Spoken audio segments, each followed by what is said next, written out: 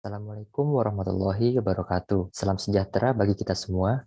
Yang terhormat, dosen pembimbing saya, Bapak Dr. Rangga Almahendra, STMM, serta para dosen penguji. Perkenalkan, nama saya Muhammad Hafiz Wicaksono Adi, mahasiswa kelas eksekutif A47A, FEB UGM, kelas Jakarta. Pada kesempatan kali ini, saya akan menyampaikan terkait penelitian tesis saya dengan judul Rencana Implementasi Strategis PT XYZ untuk menjadi Best Mortgage Bank di Asia Tenggara tahun 2025. Sebagaimana yang kita ketahui bersama, PT XYZ memiliki visi 5 tahun ke depan untuk menjadi Best Mortgage Bank di Asia Tenggara. Sebelum membahas terkait dengan rencana strategisnya, perlu disampaikan latar belakang atau alasan PT XYZ menetapkan visi dimaksud. PT XYZ merupakan bank pertama yang menyalurkan produk KPR di Indonesia. Sampai saat ini, KPR merupakan core business PT XYZ dan menjadikannya sebagai penguasa pangsa pasar KPR di Indonesia. Menurut bisnis.com, sampai dengan akhir tahun 2021, PT XYZ menguasai 41% pasar KPR secara keseluruhan, serta 87% untuk KPR bersubsidi. Sehingga dapat dikatakan, di pasar mortgage nasional, PT XYZ telah leading, perusahaan ingin melangkah ke depan, dengan menantang dirinya untuk mencoba bersaing dengan pasar global yang dalam hal ini dimulai dari wilayah Asia Tenggara. Dengan dibantu oleh konsultan, telah dilakukan benchmarking terhadap bank mortgage di wilayah Asia Tenggara. Konsultan mendefinisikan bank mortgage adalah bank yang memiliki portofolio mortgage minimal 40%. PT XYZ meyakini bahwa visi yang ditetapkan dengan ruang lingkup Asia Tenggara telah relevan dan selaras. Hasil benchmarking menyimpulkan terdapat dua indikator utama yang menantang, namun dapat dicapai oleh PT XYZ, yaitu aset atau dalam hal ini penyaluran kredit, serta profitabilitas dalam hal ini ROE, di mana ditargetkan mengalami pertumbuhan yang progresif sampai dengan tahun 2025, sebesar 13% untuk aset dan 20% untuk profitabilitas. Berdasarkan forecasting yang dilakukan oleh konsultan terhadap bank yang menyalurkan layanan mortgage di Asia Tenggara, dengan tercapainya indikator tersebut, akan menempatkan PT XYZ sebagai Best Mortgage Bank di Southeast Asia tahun 2025. Berdasarkan indikator utama tersebut, dapat disampaikan bahwa kondisi perusahaan existing dalam hal ini tahun 2020 terdapat ketidakselarasan pertumbuhan aset dan profitabilitas perusahaan.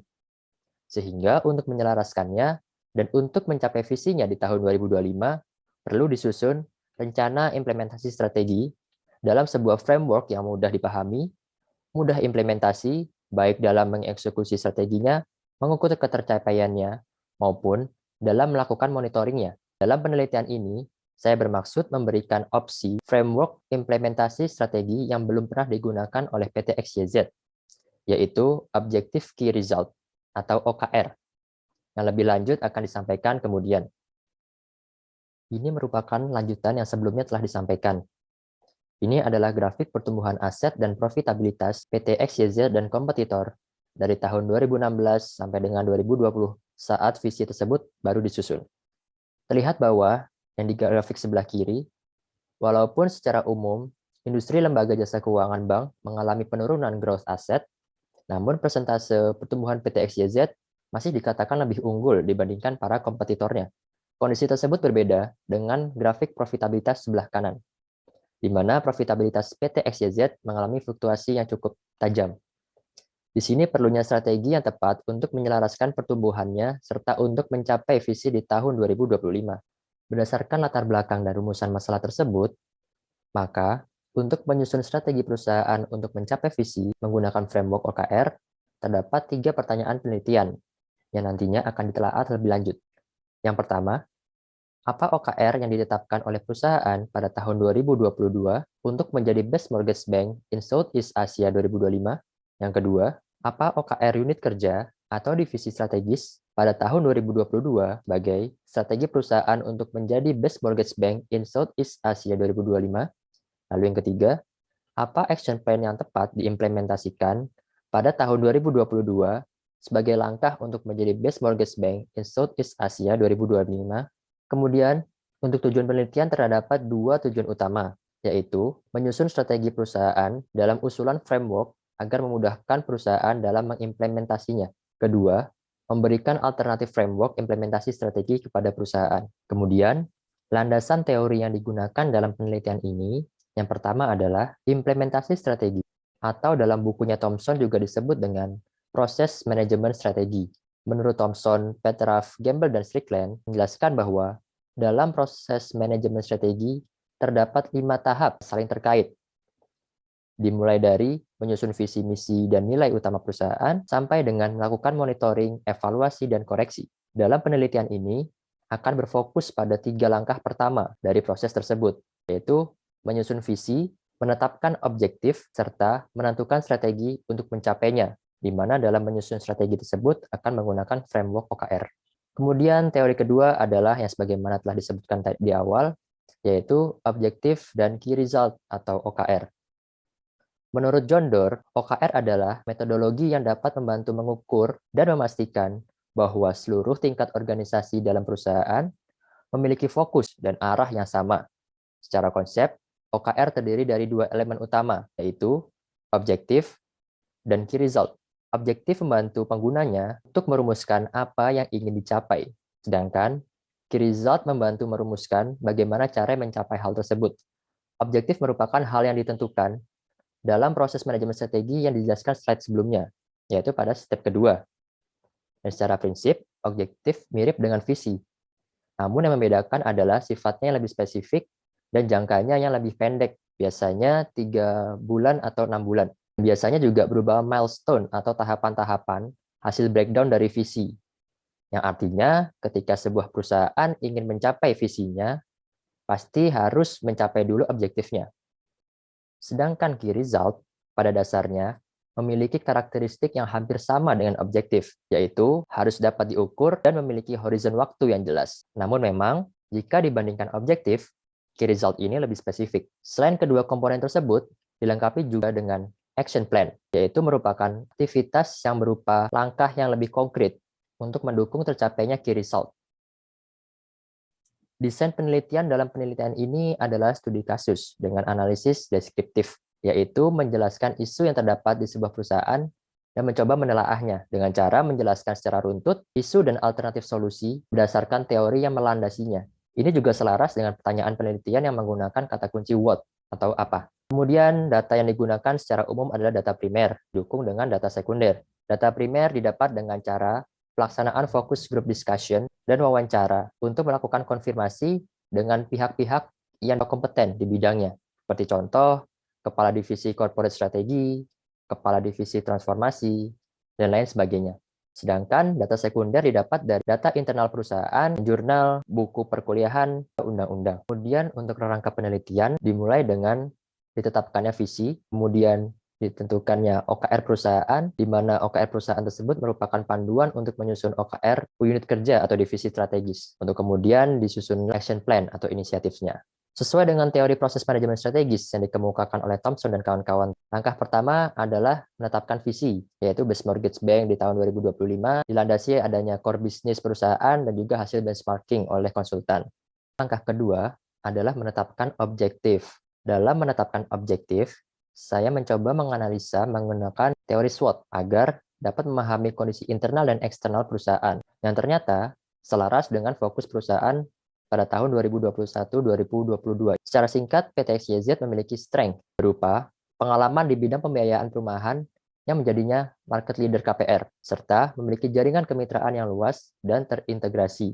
Di sisi lain juga memiliki weakness atau kelemahan berupa kapabilitas sumber daya manusia yang belum sepenuhnya mumpuni, ketersediaan infrastruktur IT yang juga belum sepenuhnya dapat mendukung proses bisnis, strategi funding yang kebanyakan masih menggunakan strategi dengan dana mahal. Lalu dari segi eksternal, terdapat opportunity berupa adanya backlog perumahan. Kemudian yang kedua adanya program pemerintah, di mana salah satu contohnya adalah program 1 juta rumah. Kemudian yang ketiga, adanya digitalisasi industri. Selain opportunity juga terdapat threat atau ancaman. Salah satu contohnya adalah pandemi COVID-19, mengakibatkan memburuknya kualitas kredit yang berdampak pada profitabilitas perusahaan. Kemudian juga dapat mengakibatkan menurunnya permintaan KPR, karena adanya pembatasan-pembatasan pemerintah, sehingga menghambat proses bisnis perusahaan yang memang belum sepenuhnya terdigitalisasi. Berdasarkan hasil analisa SWOT tersebut, dapat disimpulkan bahwa PT XYZ memiliki potensi yang bagus untuk dapat berkembang ke depannya, namun memiliki PR untuk melakukan perbaikan di berbagai lini, sehingga fokus perusahaan pada tahun 2021-2022 adalah melakukan transformasi untuk mencapai pertumbuhan yang berkelanjutan. Hal tersebut merupakan objektif perusahaan tahun 2021-2022. Untuk mencapai objektif tersebut, maka sesuai langkah ketiga dalam proses manajemen strategi Thomson, perusahaan menetapkan strategi untuk mencapai objektif yang telah ditentukan. Strategi tersebut diejawantahkan dalam bentuk key result dan action plan nantinya. Untuk key result tahun 2021-2022, terdapat 4 subfokus perusahaan, yaitu yang pertama, sentralisasi ekosistem perumahan. Dua, melakukan program efektivitas sales. Lalu yang ketiga, melakukan digitalisasi proses KPR secara end-to-end. Lalu yang keempat, melakukan akuisisi perusahaan modal Ventura. Salah satu keunggulan dari framework OKR adalah mampu untuk menyelaraskan strategi dari lini perusahaan yang atas sampai bawah, sehingga seluruh lini perusahaan memiliki fokus yang sama dalam 1 tahun ke depan. OKR perusahaan merupakan panduan untuk divisi menyusun OKR sendiri. Key result perusahaan merupakan objektif divisi.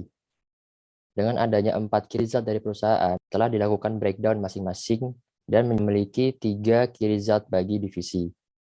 Kemudian dengan adanya OKR perusahaan dan juga OKR divisi, dilakukan breakdown kembali untuk menentukan action plan perusahaan. Ini berfungsi menjadi panduan yang konkret bagi divisi atau perusahaan melaksanakan strateginya. Berikut adalah action plan atau aktivitas-aktivitas yang harus dilakukan divisi dalam 1 tahun ke depan. Objektif pertama, PIC Digital Channel Division memiliki 3 key result dengan masing-masing memiliki action plan kurang lebih 3-4. Objektif kedua, Program Activity Cell, PIC Funding and Service Division memiliki 3 key result, masing-masing memiliki action plan kurang lebih 2-3. Untuk objektif ketiga, digitalisasi proses KPR secara end-to-end, IT Planning Division memiliki 3 key result dan masing-masing memiliki action plan kurang lebih 2-3. Objektif keempat, akuisisi perusahaan modal Ventura dengan PIC Transformation and Partnership Management Division memiliki 3 key result dengan masing-masing memiliki 3 action plan. Action plan tersebut memiliki jangka waktu 1 tahun sehingga divisi-divisi dapat fokus untuk melakukan aktivitas tersebut dan memudahkan untuk membaginya dalam triwulanan. Berdasarkan pemaparan sebelumnya, dapat disimpulkan bahwa untuk mencapai visi di tahun 2025, perusahaan menetapkan fokus strategi terdekat, yaitu adalah transformasi untuk mencapai pertumbuhan yang berkelanjutan, di mana diejawantahkan dalam bentuk OKR sebagai berikut. Lalu yang kedua, dengan adanya OKR tersebut, memiliki divisi-divisi strategis untuk membantu perusahaan untuk mencapai targetnya. Pertama adalah Digital Channel Division, yang kedua Funding and Services Division, yang ketiga IT Planning Division, dan yang keempat Transformation and Partnership Management Division. Kemudian yang ketiga, masing-masing divisi strategis berlaku sebagai penanggung jawab atas key result yang telah ditetapkan oleh perusahaan, sehingga memiliki tanggung jawab untuk mengimplementasikan sejumlah action plan untuk mencapai key result perusahaan. Digital Channel memiliki 13 action plan, Funding and Services Division kurang lebih memiliki 8 action plan, IT Planning Division memiliki 7 action plan, Transformation and Partnership Management Division memiliki 9 action plan. Dalam penelitian ini memiliki berbagai keterbatasan. Di antaranya adalah yang pertama, penulisan tesis ini dilakukan hanya untuk sebagai usulan opsi framework implementasi strategi saja, bukan untuk membandingkan dengan framework yang selama ini digunakan oleh perusahaan. Yang kedua, strategi yang dituliskan dalam tesis ini bersifat khusus dan spesifik, sehingga tidak dapat dijadikan acuan oleh perusahaan lain dengan karakteristik dan kondisi yang berbeda. Tiga, strategi yang dicantumkan dalam tesis ini terdapat hal-hal yang bersifat multi-year, artinya sampai dengan akhir tahun 2022, dimungkinkan strategi tersebut masih dalam tahap proses. Keempat, penggunaan framework OKR dalam tesis ini hanya digunakan untuk merumuskan strategi yang selaras dengan visi, tidak termasuk teknis monitoring implementasinya. Kemudian, penulis ingin menyampaikan beberapa saran untuk perbaikan ke depannya. Yang pertama, perlu mempertimbangkan framework implementasi strategi yang dapat mendorong perusahaan untuk lebih agile dan adaptif dengan kondisi pasar. Kedua, perlu memanfaatkan sumber daya, dalam hal ini adalah IT yang telah dimiliki, sehingga dapat meminimalisir pengadaan baru. Tiga, perlu menyadari urgensi pengembangan human capital agar dapat meningkatkan kapabilitasnya, sehingga proses bisnis perusahaan dapat berjalan lebih efektif. Demikian presentasi dari saya. Terima kasih atas atensinya. Wassalamualaikum warahmatullahi wabarakatuh.